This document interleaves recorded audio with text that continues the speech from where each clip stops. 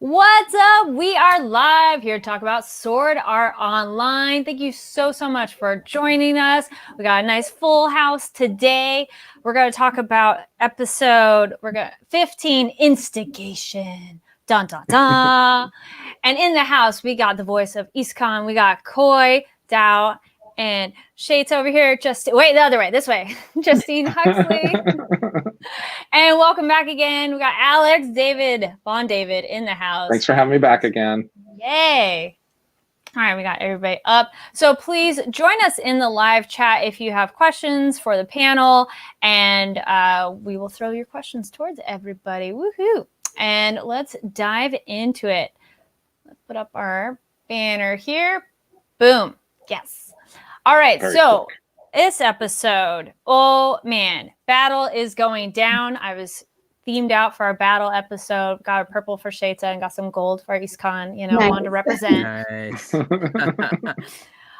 So we have Sinon at the top. She's arrived, and where Alice is, and R.I.P. Bercoli, and shout out to Amari from a couple episodes ago for joining us. And it was sad. It was a sad loss, but can't live forever, right? So it's like, aw. What a way to go. Right? At least it was a good fight. It was definitely a really great fight. So everybody who watched that, please let me know your thoughts on that epic battle down below. We also have Allison has to go south to the world's altar. And did Uncle Bercoli die in vain? And that was kind of interesting discussion about, for Kirito, was his sacrifice in vain as well? Because is he real or not?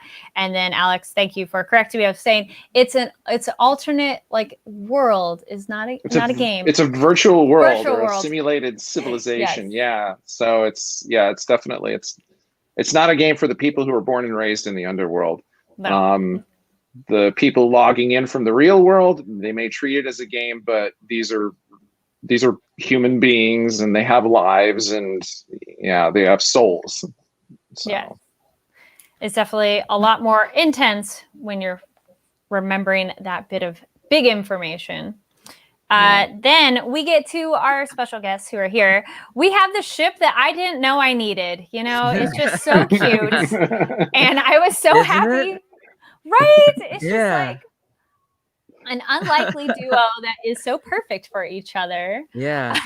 Girl, we met 45 minutes ago, and we were fighting to the death for 44 of those minutes. Yeah, but when I wish we clicked, could you have had a clicked. kid. Yeah, I know. When it works, it works. Right? It's destiny. They were fated to be together. Yeah. So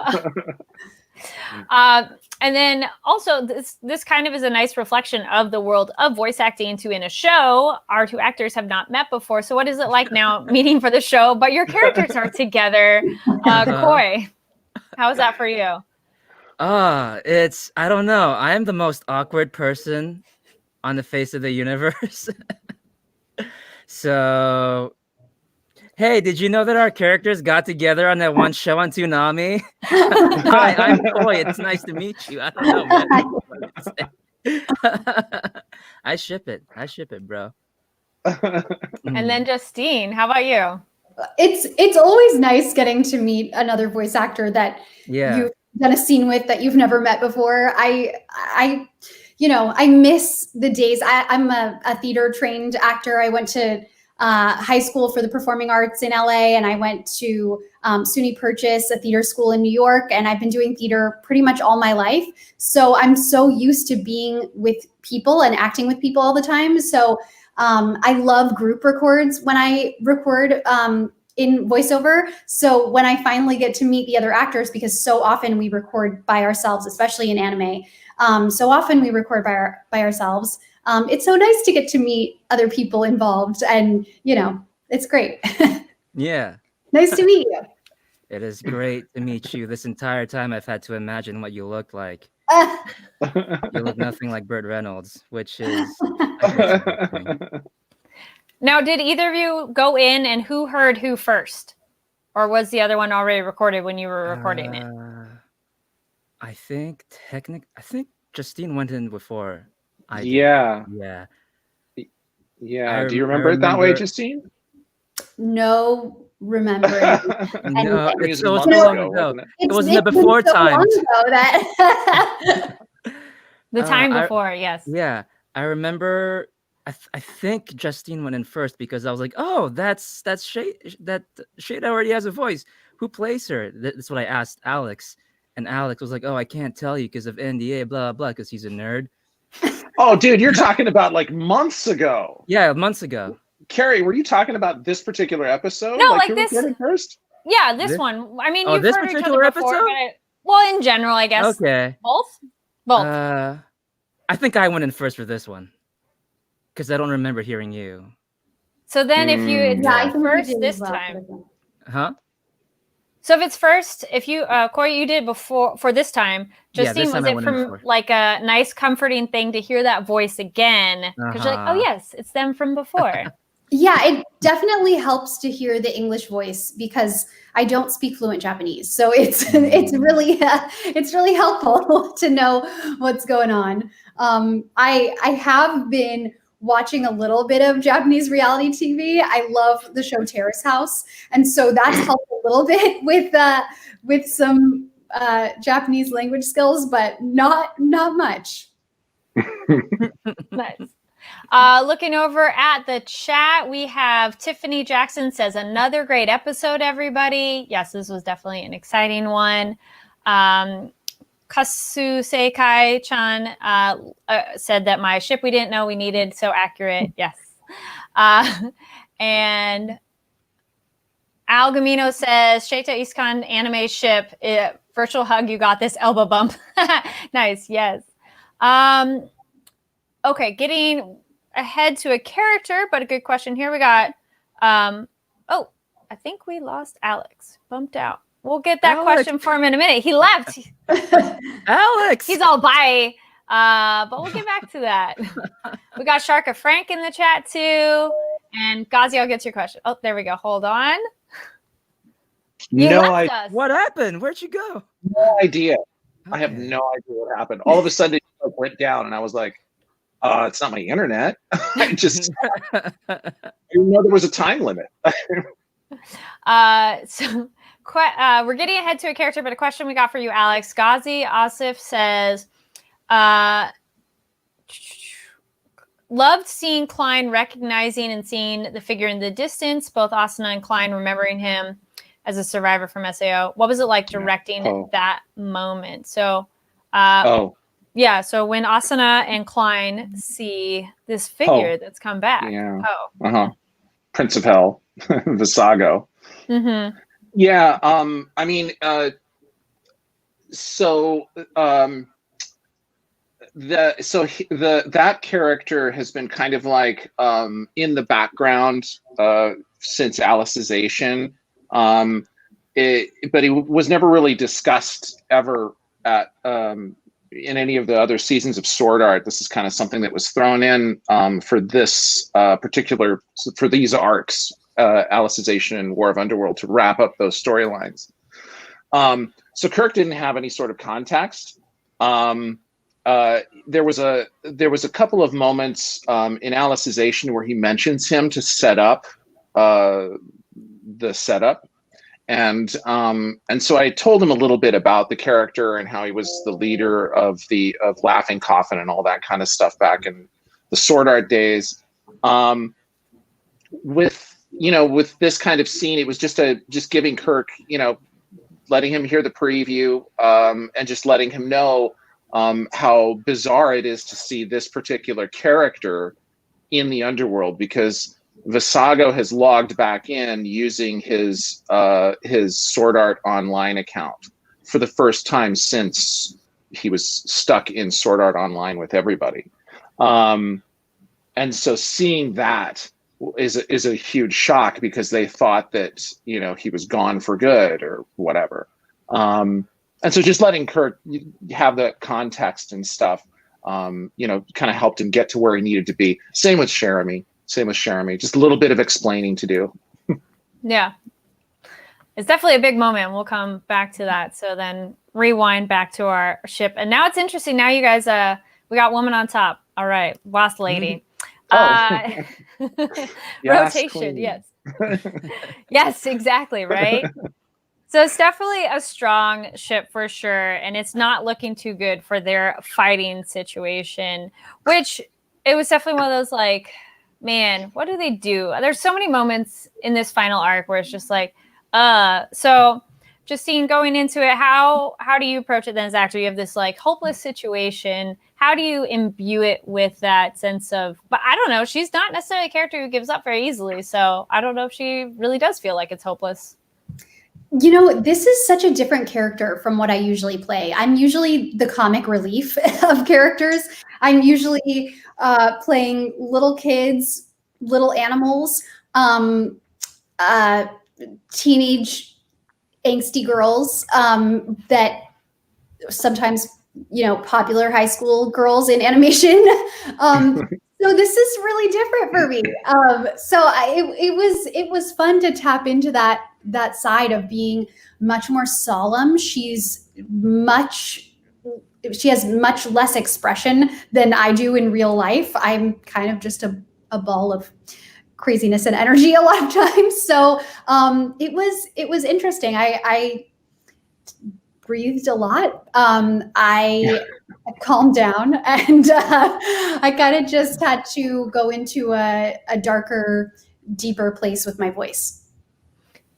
Does your stance change when you're doing her? I feel she has she's stronger than my usual stance as well. Yeah, I'm usually like all over the place, and she's much more grounded than I am. What was it like then for you figuring out that voice to embody her and bring that character to life? Because as you said, you've done a little more lighthearted characters. So now this very particular woman. Well, I think it helped to keep watching the Japanese and keep hearing the Japanese voice in my earphones. That helped a lot. The animation always helps me. It's a lot easier when you have a picture of the character than when you don't. Mm-hmm. So often in animated shows that are like on Disney or Nickelodeon or DreamWorks, you don't know what the character looks like at all. So sometimes they're making their animation or their art to your voice, which is interesting. Like one time on a Disney show that I was doing, the director started sketching me and sketching my expressions. But with this, it's so different because she already has expressions. So you need to change your voice to the way she looks and the way her mouth moves. And that's the challenge, I think, with anime. And then in speaking of changing expressions, we get this moment where it's a shift for her, where she feels a heart flutter, maybe, perhaps. Right. And so what was that transition like for you, for the character? That was fun. It's, I really didn't know that much about the show when I booked it. So it was fun to get to see her journey. She goes on this journey, and I didn't know that she was going to fall in love when I booked it. So it was really nice.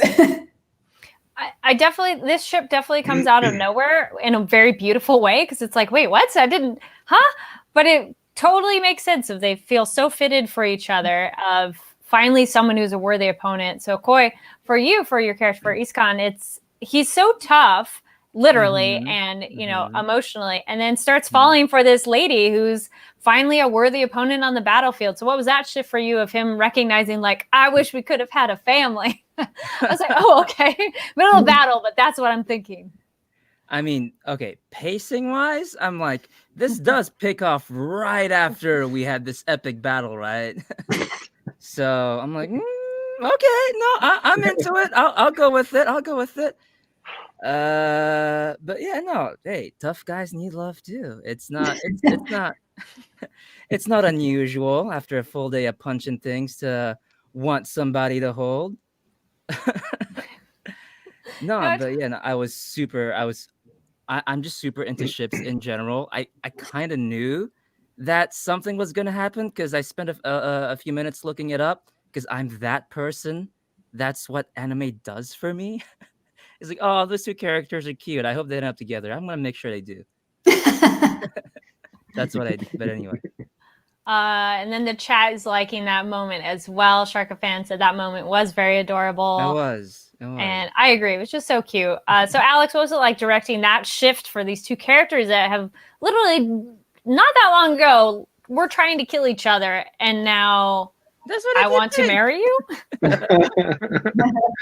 Well, I don't remember specifically how, I don't think Justine and Khoi, I don't think we discussed it too much when we were recording it, if I'm not remembering correctly. Correct me. I don't think so. Yeah, I mean, it was just kind of like, okay, so this is the episode where you're outnumbered, but you're going to confess your feelings for each other up to a certain point, and then, wait for death because you are hopelessly outnumbered.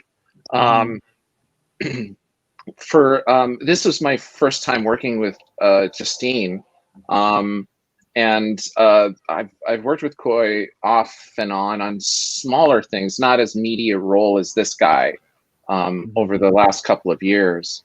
But both Justine and Khoi, they're both pros. They come in, they strap the headphones on. We just start talking about the character and what's going on for the scene, and we start working. And along the way, if anybody has a question, obviously they're always the first to say, "Hey, why is this?" or "What's going on? I need a little extra," and we just get through it. So I mean, that scene, just making it that special, even recording remotely like we were doing, making the scene sort of resonate with that sort of special love vibe, that the warm and fuzzies. It wasn't difficult for either Khoi or Justine to get there and to ground it and make it, sort of work and pay off. And I asked them before we went live and stuff how they thought of the scene. Did they like how it came out? And you guys made me really happy hearing that you guys were satisfied with your work in it. So, because I think those little moments in Sword Art, whenever those little moments happen, I always hope for the best for them. Whenever I'm adapting the script, and then if I'm working with the actors and stuff, I kind of want to make those moments work, because that makes everybody feel more human and, again, more grounded. So I'm glad you guys liked it.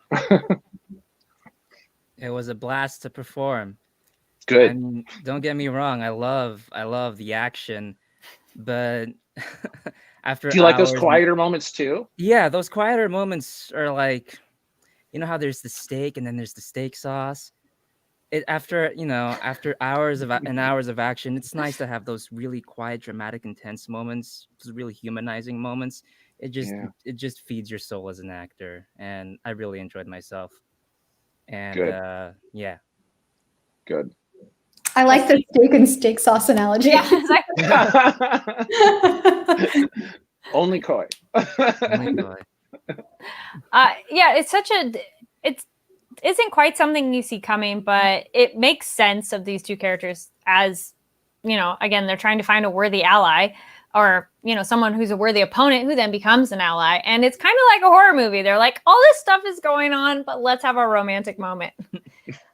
Which it's like, it makes sense of, if things are going crazy, you're going to embrace that moment and go with it, because otherwise, when are you going to have another chance? So kudos to the ship we didn't know we needed.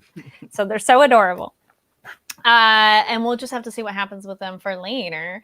We talked a little bit about coming into the show. Justine, for you, how much were you watching Sword Art Online, or how familiar with it as a franchise were you before you came on with this character?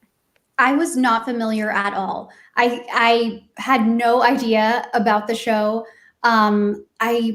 I think I Googled it and I was like, oh, that's cool. When I booked it, I Googled it and I thought, oh, that's a cool thing. But I really didn't know much. Alex was great at explaining when I came in who this character was and what the show was like. But it was a surprise to me, which is like so many of the things that I book. It's a big surprise. So it's fun to be able to do different roles like this.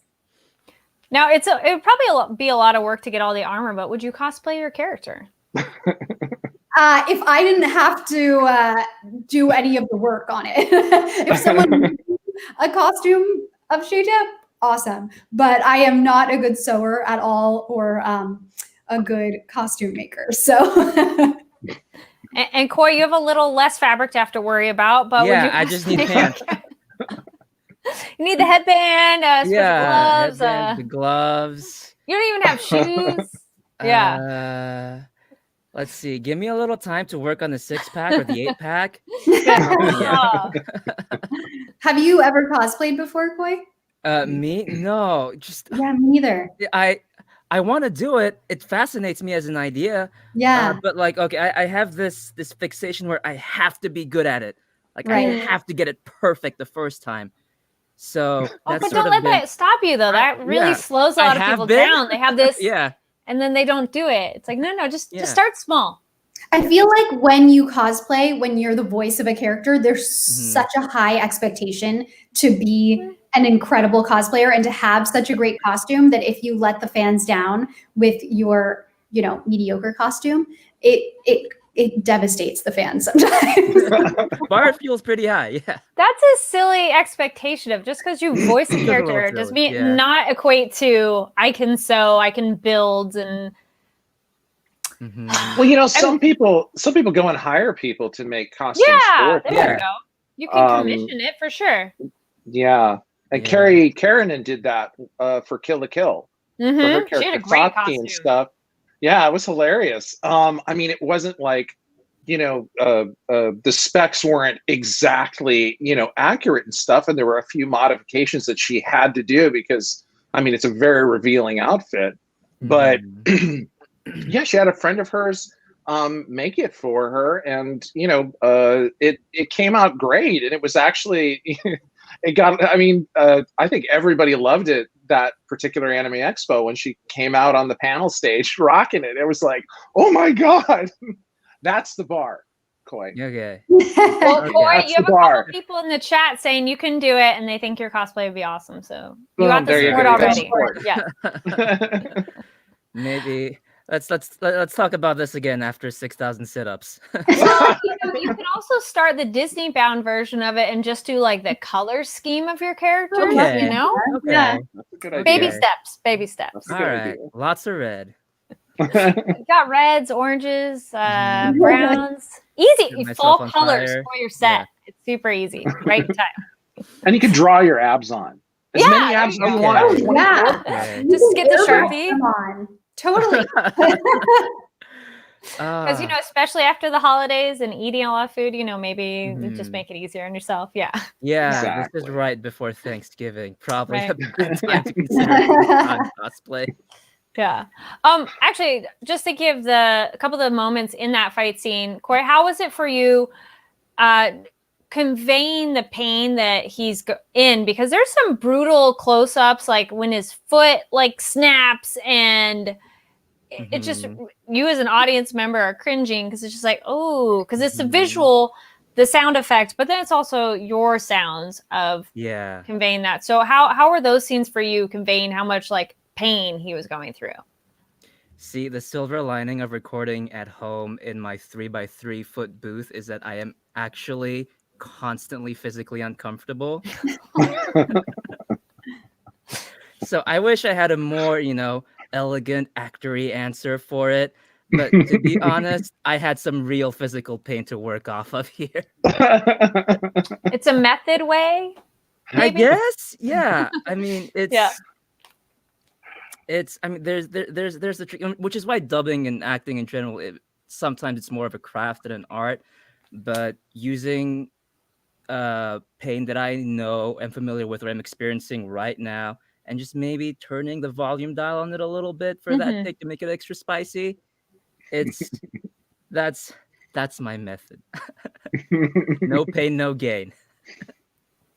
and not so much pain, but definitely exertion, but makes it look good. Justine, how was it for you getting Sheyta's physicality of fighting? Working in the booth versus at home is obviously different, but how physical are you in your space of, like getting your sword fighting ready and everything? Well, my closet booth is very narrow, and so I can't move around a lot, otherwise I'll knock things over. So I have to be very careful and usually just use my voice to convey what's going on. In a professional studio, I mean, my studio is broadcast quality, and I record stuff all the time, especially during the pandemic and before the pandemic. But most of the things that I record in my studio before the pandemic have been very low key promo jobs. Like I do the promos for the TNT channel, so I say things like, TNT is brought to you by Evian, and I'm not moving at all. So this was a good challenge for me. Now, for both of you, were you recording this episode from home? For me, yeah. Yes, I'm assuming for. Yes. Yeah, we recorded this one, I think, like maybe 2 months ago, 3 months ago now. Yeah. Yeah. It's all this pandemic. It's all a blur. Yeah. I can't tell the time anymore. There's no days. There's no hours. Yeah. Blends all together for me. Yeah. Yeah, it's really weird. It definitely is really weird. I can't believe we've been doing this since March, and it's November now.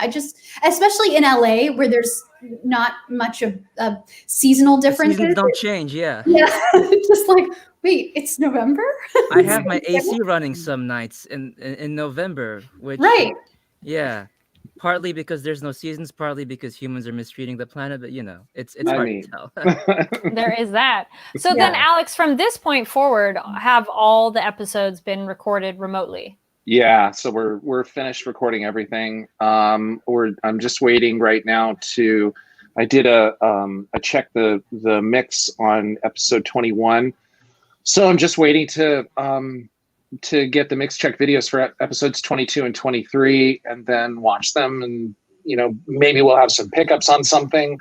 I don't know. The recording from home has been horrifying, and part of the problem is getting sync right. And I have a feeling we may have some pickups to do because chances are that we will. Right now, sync is in the hands of the engineer, and sometimes I've adapted a line where a hitch goes where the mouth stays open or something.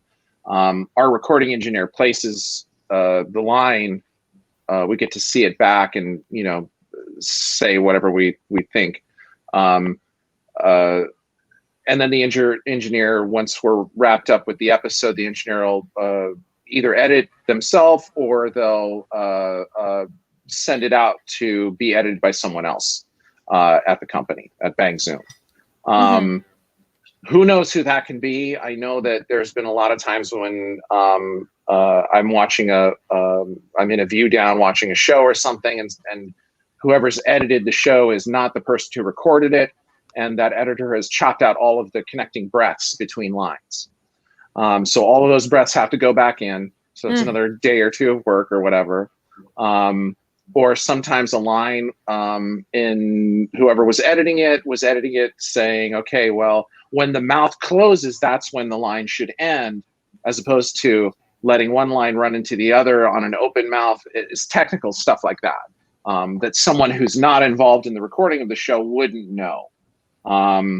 Sometimes we have to leave notes for whoever's editing it, and sometimes the person editing it does not read those notes. We leave notes. The engineer will leave a note on the in Pro Tools on the timeline for them, saying, "Don't move this line. Don't touch it. It's fine. Those breaths belong there." But yeah, I mean, the recording from home thing. It's just not having connections that are, have a video with lag in it or whatever. I'll have a lag on my video. The actors may have lag on their video. Did you guys, either of you guys have video lag when we were recording Sword Art at I all? think you had a lag when I was recording. Yeah. Okay. I knew one of you. There was an issue with one of you, and I had to say, okay, engineer. I forget who was recording for us that day because there's been 6 different engineers on this batch of Sword Art. It definitely wasn't me, and I know that for a fact because I remember thinking, "Wow, I'm having no lag issues right now." Oh, good. Yeah. But that's a good thing, though, right? Yeah. So yeah. I mean, occasionally you'll be blessed with that unicorn session where the internet's behaving, and so is Zoom or Skype, and there are no source connect glitches, and everything it feels like I'm back in the studio. Sometimes on a good day. Most of the time for me, it's a toss up. One session will be great, and then another session it will be my video's lagging. I can't tell sync. I have to trust the engineer. Sometimes the actors, their connection, there's an extreme lag on their end. And it's kind of a toss-up. It depends on which studio the show is recording in at Bang Zoom. Sometimes it's just the internet in general that day. Everybody's lagging. Sometimes it's an issue with your own personal internet connection or your computer if your computer has doesn't have a powerful processor in it. I mean, you're screwed. You can record stuff, but things are always going to run slower on your end. So it's recording from home is no bueno. It's an intricate process for sure. From what everyone is sharing. But at least it's getting done and episodes are airing, so that's good. Yeah, we're getting it done. Fans are liking them. Yes. Back to things characters don't like. We have that back to that character Visago showing up, laughing, coughing, Poe. Now, this is also when we get fighters, and I like the moment Klein's like, wait, these are not just Americans. We have fighters from China and Korea, because it's like this whole barrage of new people coming in. So, Justine, we were talking about watching the episode. So, how was it for you watching this of your own character is having this attack, and then you get to see this other group of all these new villains showing up. So how's that watching as a fan and part of the show? It's always fun to watch new villains. I love, it's fun to have new characters, and I don't do art at all, and it's so interesting to see what the characters look like, and voice actors play such a small part in an animated show or an anime show. There's so much behind the scenes that goes on. So it's so cool to when you're done recording that you get to watch a finished product, and sometimes it's nothing like you would have imagined. It's awesome. And Khoi, what about you? We get this moment of all these new players.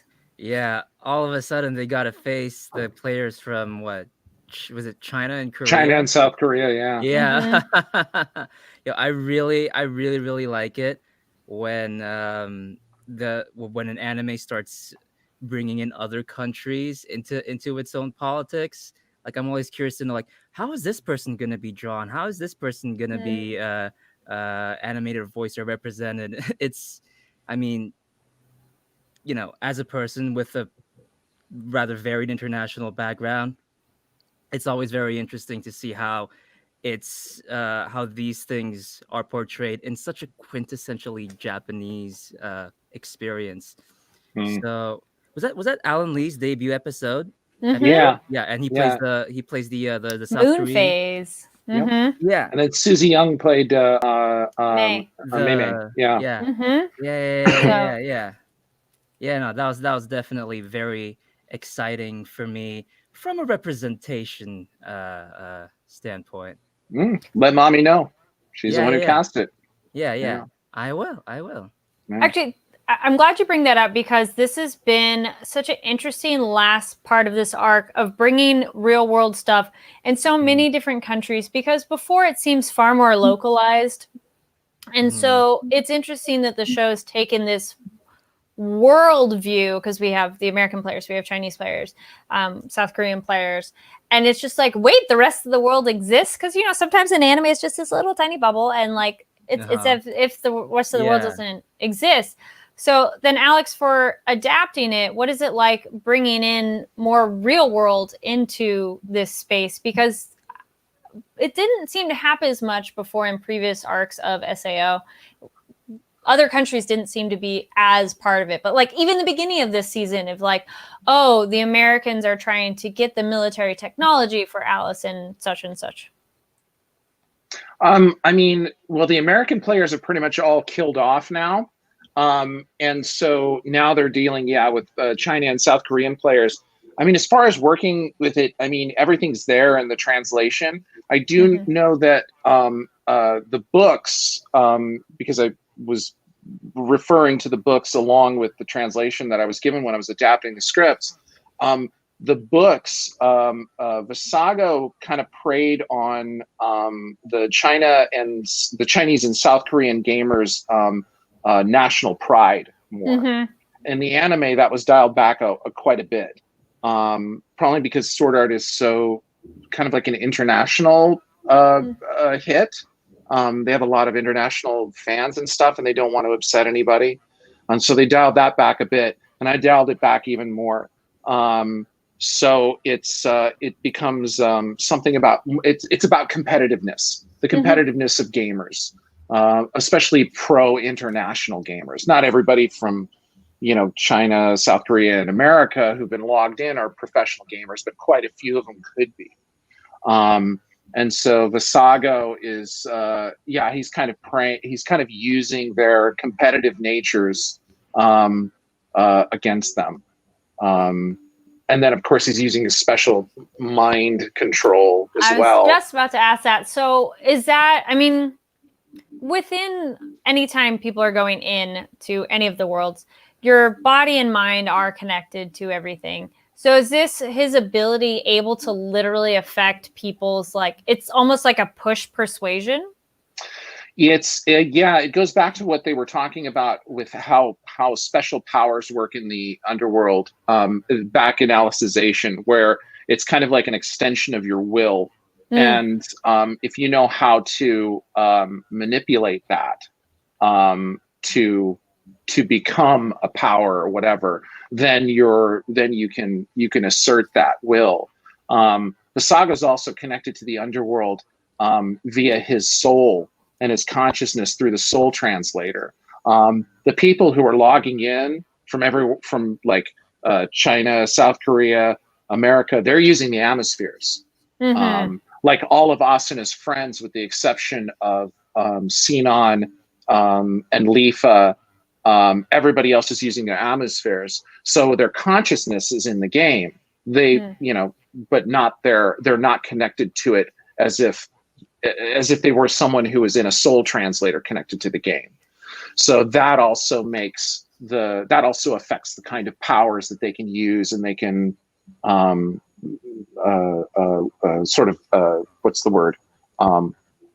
force onto people.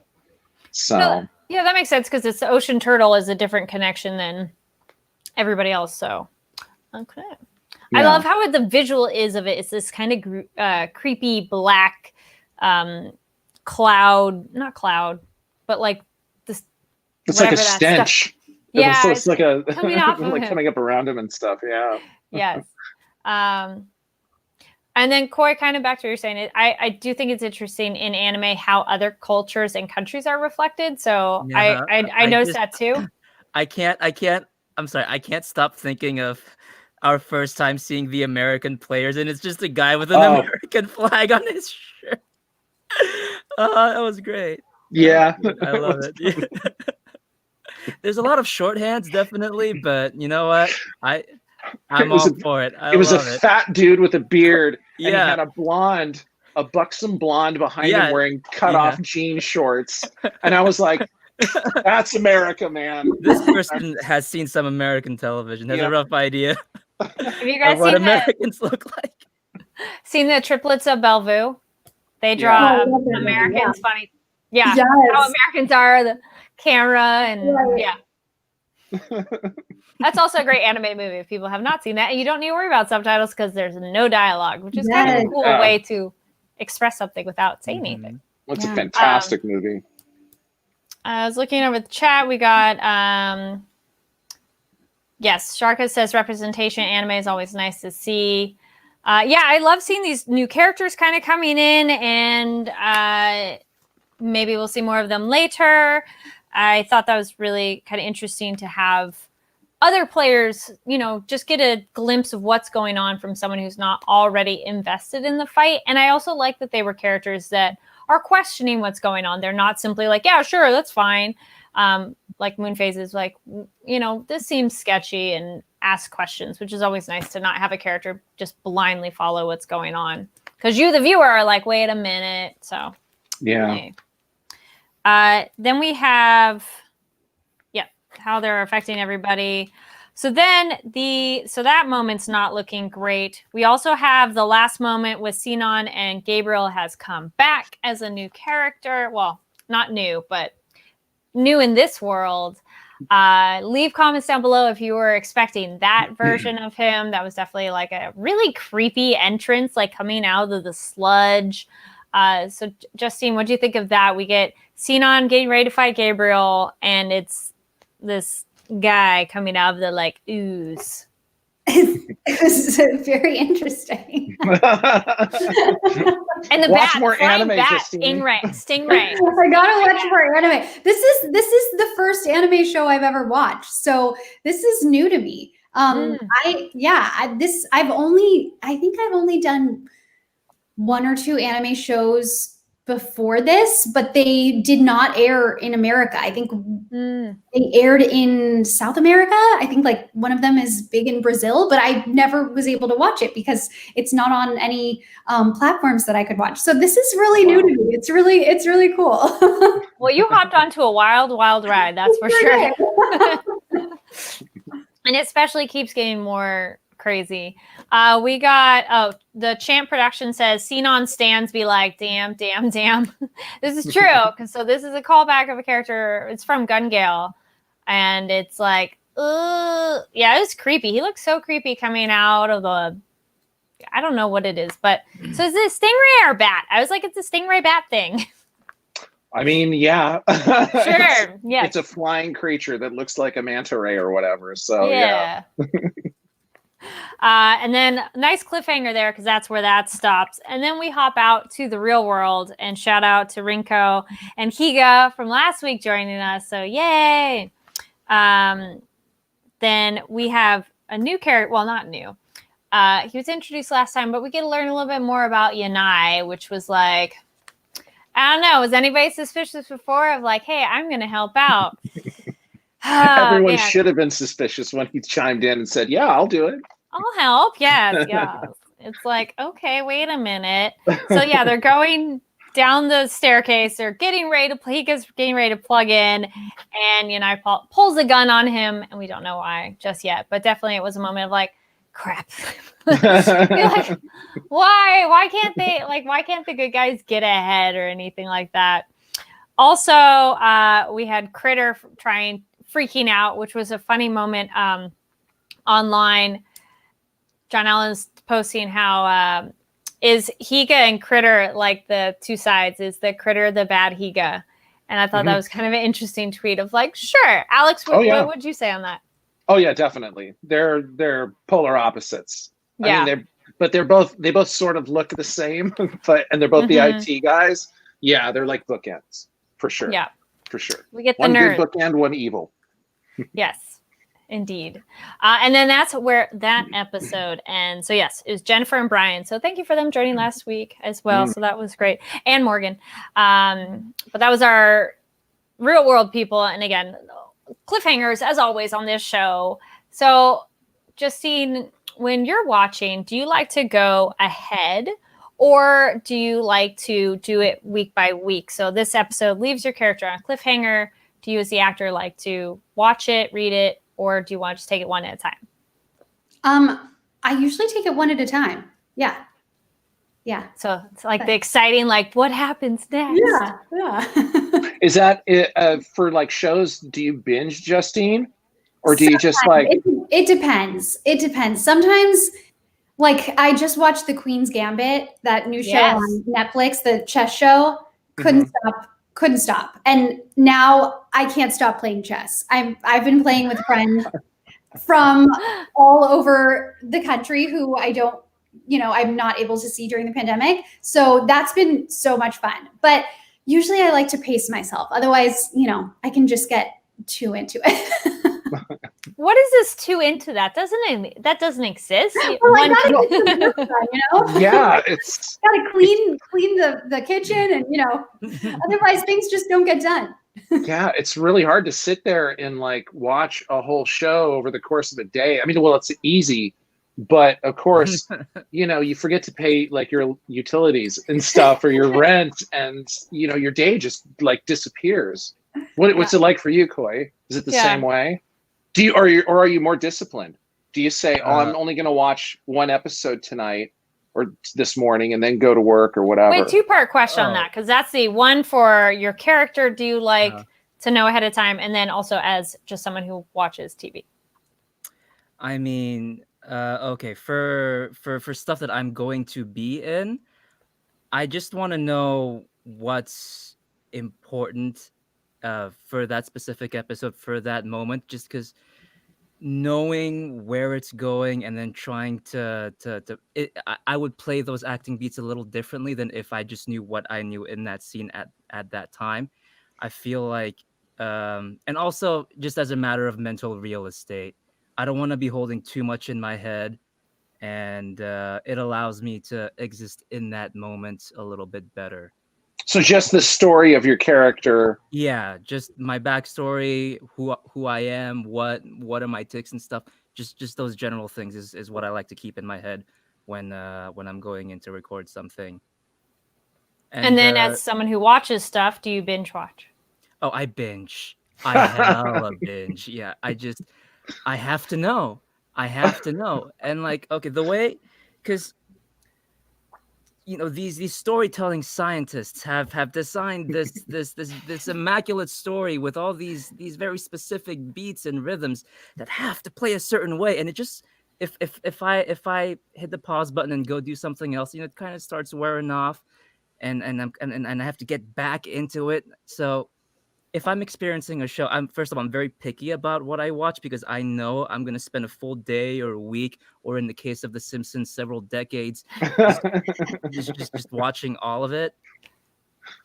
But if I'm going to start something, I want to be able to finish as much of it in that one sitting. Yeah.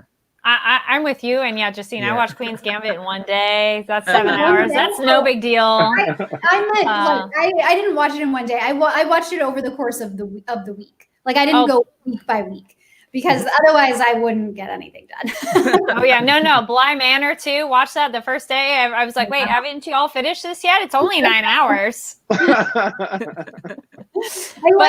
like to savor it a little bit more so that I can get excited about the next episode. Mm-hmm. That's true. Or you binge it so fast, right? And then you're like, oh, it's done. Episodes in a day, or like 3, if I'm pushing it, 3 episodes in a day, and then I'll be like, okay, it's time to turn it off now. I guess that's what those previously on little segments are for. Yeah, they're helpful. They're completely unnecessary for me, because I'm like, I know what happened. I just watched it. But that's not true, because sometimes they show different footage, and they show the footage differently, which is always a trip. Yeah. Mm-hmm. I did binge The Kingdom. I remember Stephanie Shea told me about it, and I was like, oh shit, I got to watch this thing. I ended up putting it off for like a month or two, but the minute I had time, I started watching it at like, I think 8 o'clock at night, and I watched the whole first season. Like, so I didn't get to sleep until like 6 a.m. Wow. And of dedication. Course, and well, no, I mean, the show is really the Kingdom is really compelling. It's fantastic. In both languages, actually. Stephanie worked on the English dub for it. And I would watch some of the English dub for a few episodes, and then for the next couple of episodes, I'd watch the Korean language, the original language, and then it was fantastic. And then I went back and I rewatched the ones that I watched in Korean, I watched those in English so I could experience the dub again. And then Dragon's Dogma, which I worked on with Khoi recently. Yeah, so that one, when that came on Netflix at midnight, I think I watched the whole damn thing that morning, like from midnight until like whatever 4 or 5, whenever it was done. Thank God it was a short the original series. What was that? Were we the ones laying down the original language? Was it animated to the English? Okay. Yeah, it was animated to you guys. That's what those little cameras on the microphones are all about. Okay. Yeah. Okay. He's like, wait, what? No. Well, we recorded that like more than a year ago, right? A while. It's been a minute. Yeah. Yeah. That's a fun one also on Netflix. Go check that out. I think I watched that all in one sitting as well. Yeah. We got a couple comments going in the chat. We got Sharka Frank says Justine is an amazing voice actress. Thanks. And also like Sheyta is an awesome character and hopes Japan makes more figures of her. She's definitely a very interesting character. I like her a lot too. Yeah. She's very cool. Very Daniel says Alex is such a great director. I got to give him major props. Oh, thanks. And then thank you. But I work with really good actors too, and really great engineers, and yeah, it's I'm fortunate enough to have a good bunch of people to work with, and people who want to people who like what they do. So, but thank you very much for the compliment. Ghazi says, question for Alex.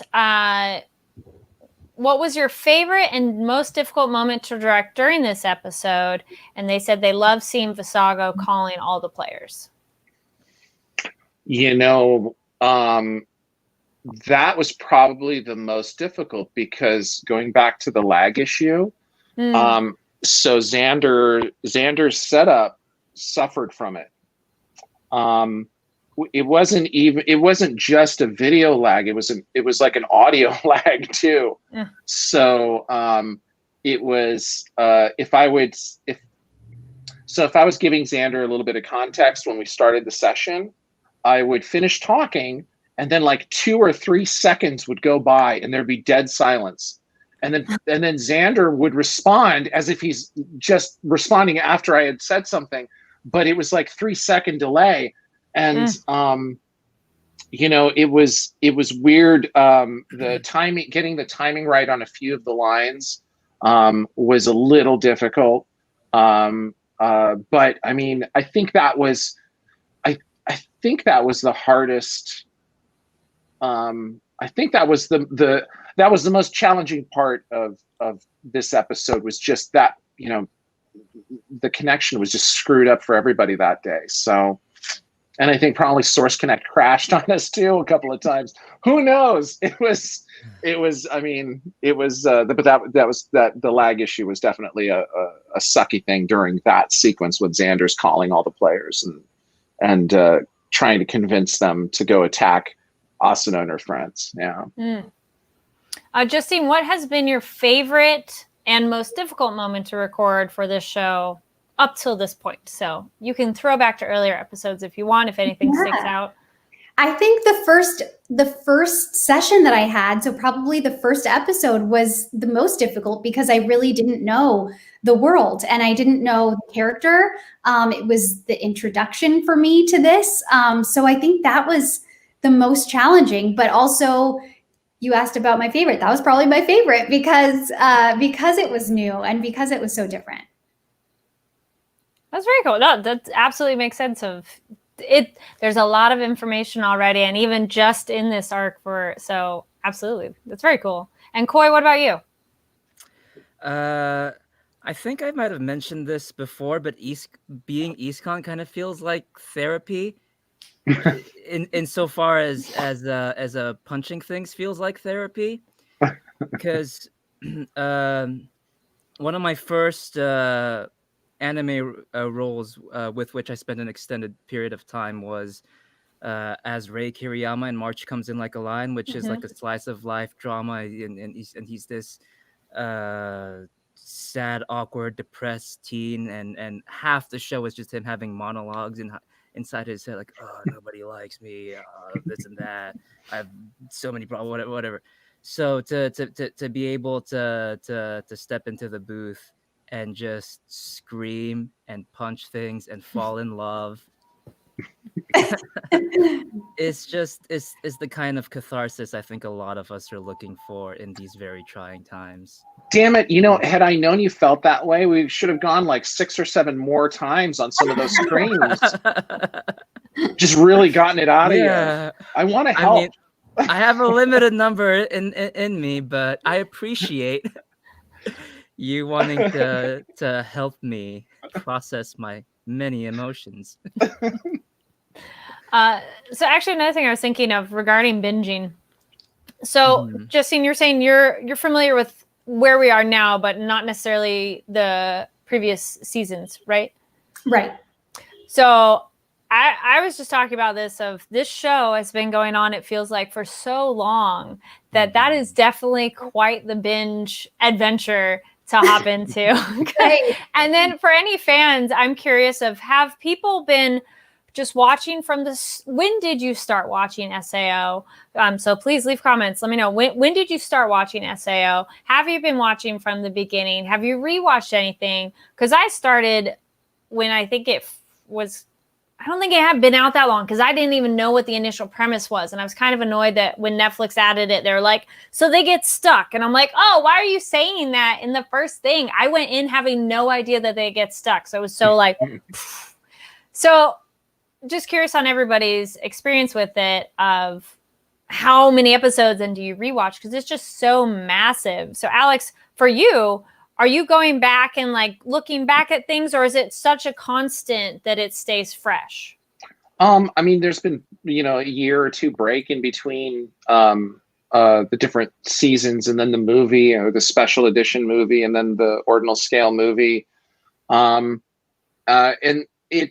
there's only been a couple of times when I've had to, when I just needed to get back into the headspace, because whatever I was working on before was so different that I sat there, working on a script, and for some reason, just the dialogue was just looking kind of weird to me. Yeah. And so then I'd go and I'd, pop in one of my Blu-rays and just watch an episode or two, just to be like, just to remind myself of, oh, okay, so that's Kirito, that's Asuna, that's Klein, Sinon, whatever. But only a couple of episodes, because then the rest of all of their moments sort of come back to me.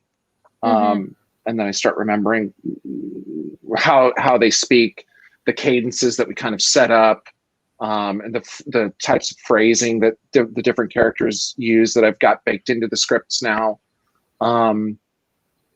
Yeah, but just I don't go back and just rewatch everything whenever I start a new season. It's a lot of content. That'd be a lot to catch up. I would never. Justine, I'd never be able to start. I do recommend it, but just know it's a lot. It is. Yeah. And Khoi, what about you? How much have you watched this show? Are you interested in going back and watching earlier episodes? I think my relationship with this show is it might be the opposite of Justine's, where okay, so Anime and I kind of here we go relationship. I watched the first season when it was still airing. I think this was before the dub was being produced, and I was watching it as the episodes were being released in Japan. I think this was around right when I was starting college. I think it was like 2014 when it came out. Yeah. And then I just moved to LA to attend USC, and I lived like a 2-minute bike ride away from the LA Convention Center. Oh, perfect. My first summer in LA, I went to Anime Expo. Because I was like, you know what? I live right there. I'm kind of a weeb. Let's do it. And that's and that's that was my first time dipping my toes into the anime dubbing scene. And I think the hot potato at the time was Sword Art Online. So I was like, oh yeah, they're producing this dub. I'll go check it out. And I watched it. I really enjoyed it. And getting to meet Alex Von David for the first time. He's lying now. It felt a little. It felt no, for real. It felt a little bit like meeting a celebrity. How? Why? I'm not Well, a voice okay, because actor. I know, but you're I a don't have an director, online which presence. is you kind of do. Not really. You do. I was like, whoa, you're the guy who did the thing, and I'm like, and you were like such a mythical part of my of my days considering pursuing this thing for real. So that was Oh, I that was never knew definitely, that. yeah. Well, when was the first time we met? Wasn't it like on the job at some point? Yeah, the first time that what was the first thing that we did together? I don't think it was Dragon's Dogma. I think we did like a video game before that.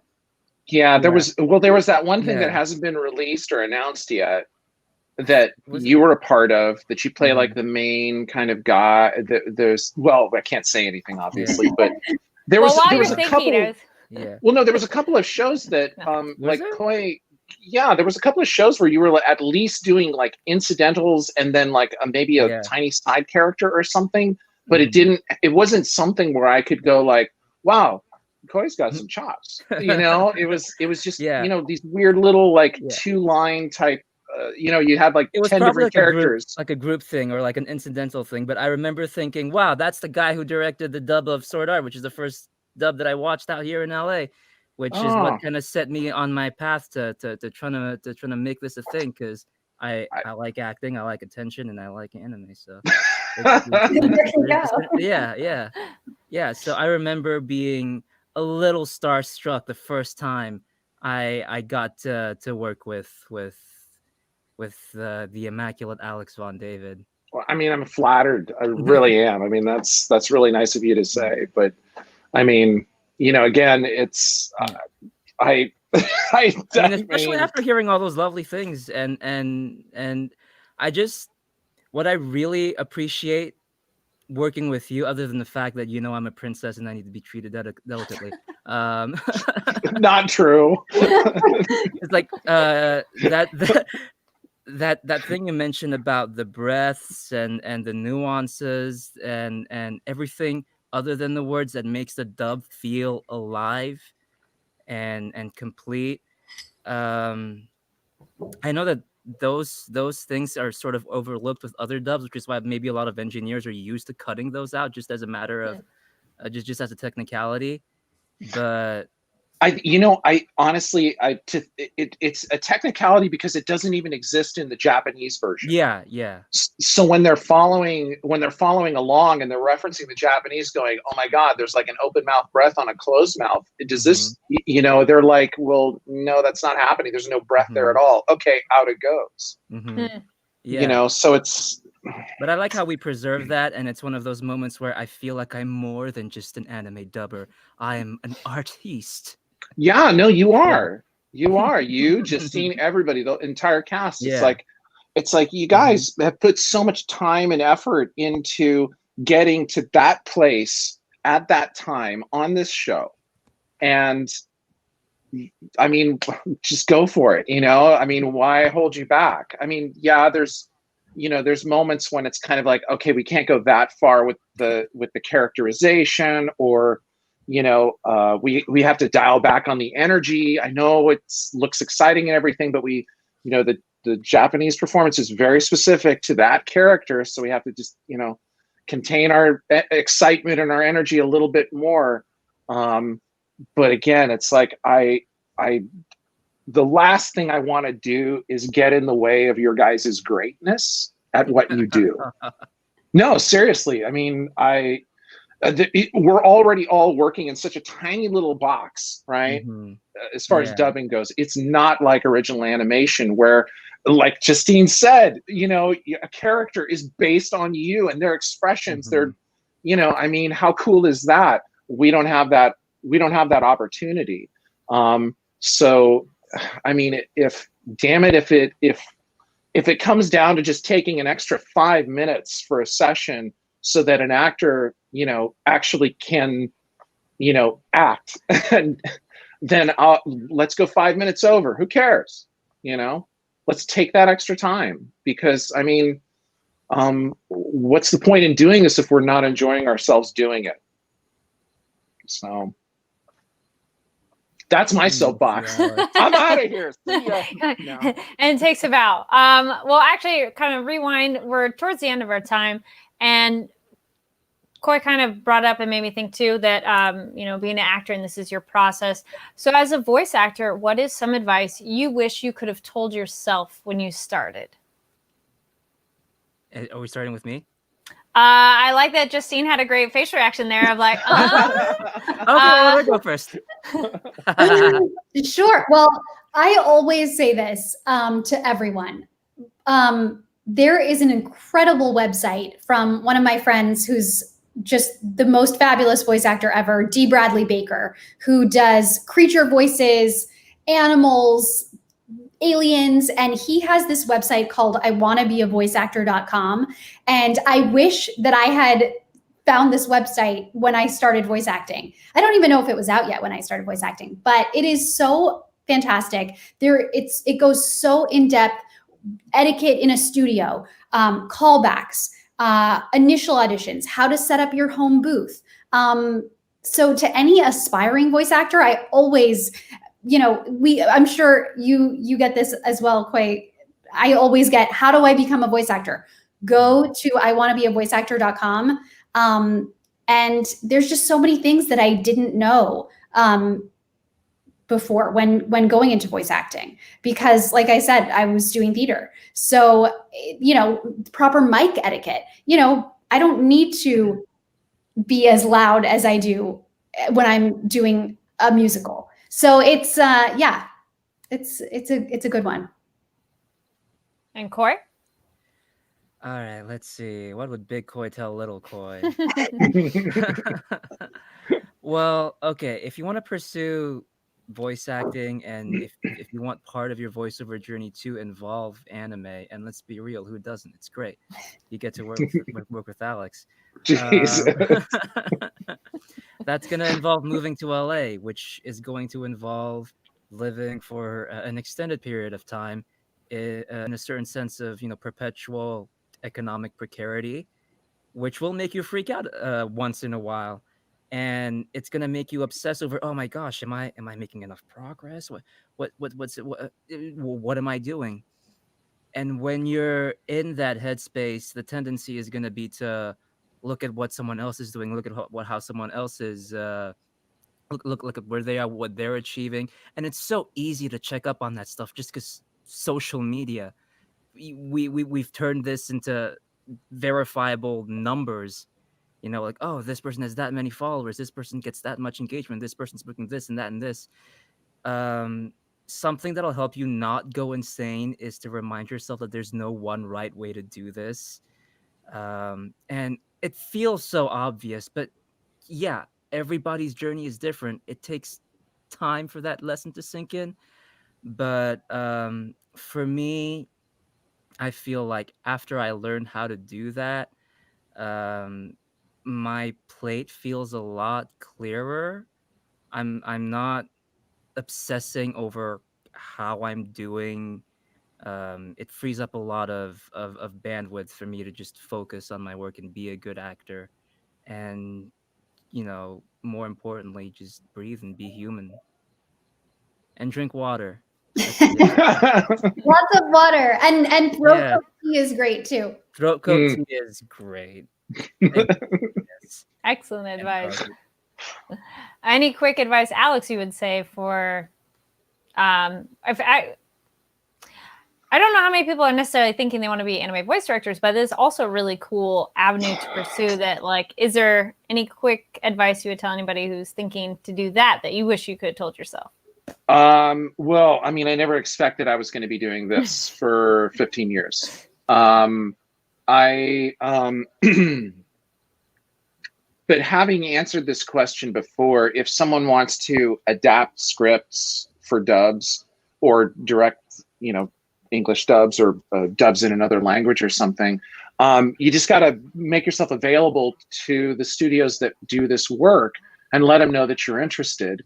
And then, be prepared to maybe, I mean, they're not going to throw you in the booth to direct something right away, who knows? But there's, I'm sure most recording studios would want to vet whoever's directing as along with the people who are writing and stuff. But I would say just, present yourself to whatever studios are doing that kind of work, whether it's a distributor / recording studio like Funimation or Sentai. I'm sure they have an email available on their website saying, hey, I'm interested in working at Funimation as a, adapter or director. And then you just, I guess, work your way up doing that. Same with, the studios out here in LA, like Bang Zoom and VSI, Studiopolis. I mean, they're hard nuts to crack. Because there's already so many people already available doing this kind of stuff.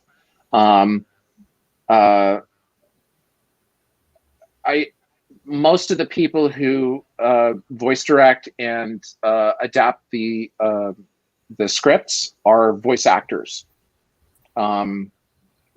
That's how it is, because you know what? Voice actors know sync. They work with it every day when they're working on dubs. So who better to hire to adapt a script, and who better to hire to help the actors in the studio as a director, but another voice actor, someone who, knows what a voice actor goes through. Hey, you know what? I can't record this scream 20 times with this voice actor. I have to give them very specific, directions. Okay, well, we're going to preview this twice. You scream for, scream up to this cut, and then we'll punch in after that for the rest of this 6-minute scream. I don't know. I'm just using that as an example. But voice actors, because, they know about vocal health, or hopefully they know about vocal health. They know about vocal health and performance, and they know sync. They're the ones who you would go to first. So I guess if you want to be a voice director or a script adapter, be a voice actor. Be a really good voice actor, and then you'll get hired like that, probably. Well, it makes sense because, like you said, you understand the world and then you can approach it from the other side because you understand how both aspects work. No, that's cool. Mm-hmm. Cool. Thank you for sharing it. Leave comments down below about how many. I agree with something Khoi said earlier too of how many people watch anime. Thought of being anime voice actors. So absolutely, let me know. So towards the end of our time here, what are some things that you are working on now that you'd like to let people know about, or that have recently come out? We'll start with Khoi. There we go. That way. Let's see. Stuff that I can't talk about. No, it's a little tough just because. Or even if it's like recently out, like maybe if people don't know about it. You mentioned March Comes Like a Lion. That's I think it's on Netflix now. It's both seasons are on Netflix, dubbed, or you can watch the sub if you're lame. I mean. Oh my God, Khoi causing controversy. It's such a nice show. It's such a nice show. Non-controversial. Non-controversial until that moment. But yes, you can check it out on Netflix. Also, let's see. I'm writing a cool new show. Nice. That is gonna come out soon. Oh yeah, I was gonna mention to Alex's point. You've described my journey as a writer. Essentially, I was plucked out of the actor pool after having expressed my interest in writing, and to that end, I wrote the last 11 episodes of the JoJo's Bizarre Adventure dub. Wow, cool! If you recently caught it on Toonami, but that's just something cool that I wanted to bring up. Let's see. Oh, and you'll be directing soon too. That's fingers crossed. Yeah, it's only a matter of time, man. It's only a matter of fingers time. Crossed. Fingers crossed.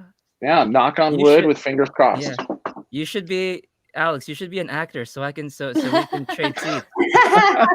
I'm not a very good actor, but it would. You would fire me. You would replace me real fast. Oh, Alex, believe in yourself. No, believe in I you. believe that I'm a bad actor. because it's true. Well, I can't That's do what you exciting. guys do. We look forward to seeing that and Yeah. hearing that. That'd be very cool. Yeah, congrats. Yeah. Congratulations. Then this way, Justine, what about you? So, obviously, I'm under a bunch of NDAs, but the Same. thing that I can talk about that's ongoing is that I play I voice the character of Watson in the video game Apex Legends, which has been so much fun.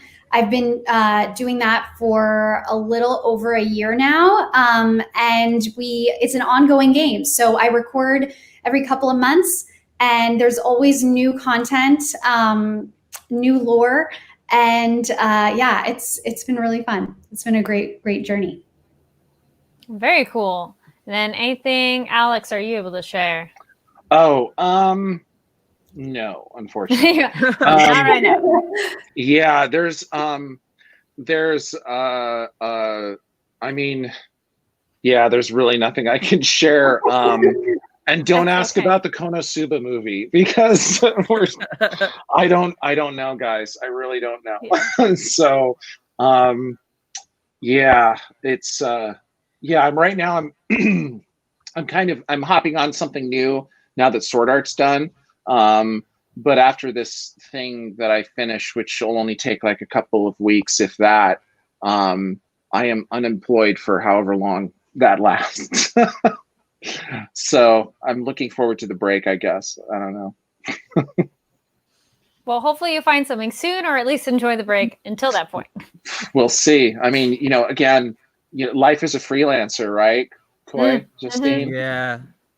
So it's if you get an opportunity to do a job that you like, you're really lucky.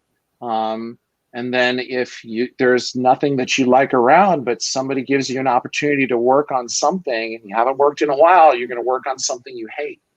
I mean, those are the options, or you just don't work at all, or hopefully you have a side gig, that isn't related to what your industry is, what this industry is. And which is a great segue to voice actors becoming directors and script adapters. I mean, they could think about that as like a side gig. There's your voice acting, which is the thing that you really, really, really love to do. And then you do the voice acting and the adapting on the side when you have free time from the voice acting. So you basically have side gigs within your own industry, which is fantastic. Unfortunately, I'm a bad actor, so I have no side gig in this industry. This is all I do, and I'm gonna have to maybe, I don't know, make clay pots or something. I'd buy your clay pots. Yeah. Well, I was going to say also, speaking of a break, there will be no episode of this show next week because no Sword Art next week on Toonami. So we'll be back the following week. But huge thank you to everyone who joined me today. Justine, Khoi, Alex, pleasure to have you all. Super fun talking about this episode. No, thanks for having us. Thank you so much. And then y'all can find me. There we go. It's like a mirror. I'm like, which side? Here we go. Carrie D. Lane. Also on my Instagram, same username. I've interviewed a lot of voice actors. So go check out those to get full hour-long discussion with just one actor at a time. So then that's really cool as well. And then thank you everybody who's been watching this discussion show. Make sure to give the video a thumbs up, subscribe. Let fellow Sword Art Online fans know we have lots of voice actors lined up for the rest of the season. Super excited to cover it because I did watch the sub all the way to the end. So I'm excited to see the rest of the dub of it, though. So, yeah. Excited because, yes, I'm very excited. Yeah, well, we'll see for the dubbing. No, I'm just kidding. You never know. Right? We'll see. Maybe, who knows? It might be better. We'll see. Yeah. There could be a couple really nasty, like glitchy lines that slip through our QC process, and it'll just, I doubt it. No, everybody's done an amazing job, and it's super fun to watch and talk with all of you. And again, thank you everybody who watched live and joined us in the live chat. And if you missed it, no worries. We'll see you next time. And again, leave comments down below. And we'll give a shout out round of for Justine, Khoi, and Alex. Yay! Yay. And my thanks name's again, Carrie. everyone. Thank See you. ya. Thanks, Carrie. And Bye, guys.